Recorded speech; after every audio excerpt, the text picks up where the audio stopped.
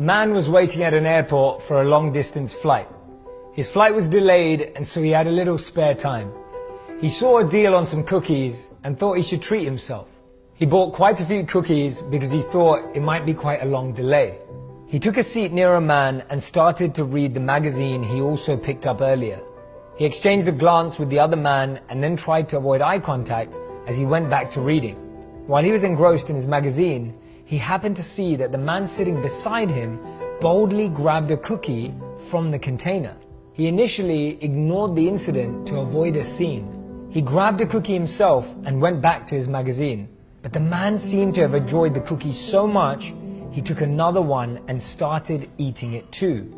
This continued for a while, and with each passing moment, he began to get more and more irritated. Every time he took a cookie, so did the other man. When the last cookie was left, the man nervously took that cookie and broke it in half. He offered the other to the man and smiled. The man took the cookie and could not believe the other man's nerve.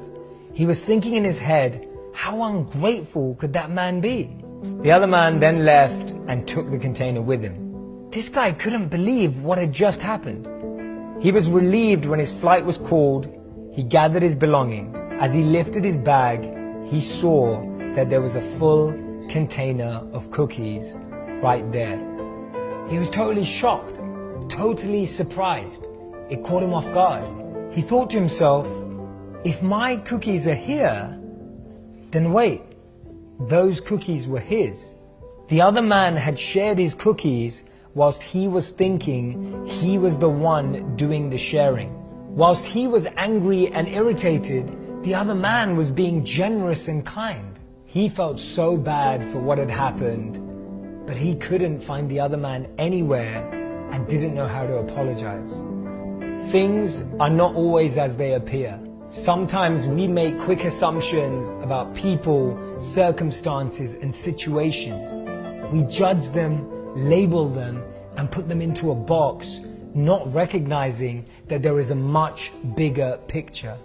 Sometimes we meet someone in a particular state, stage, or phase of their life and stereotype them to be a certain way.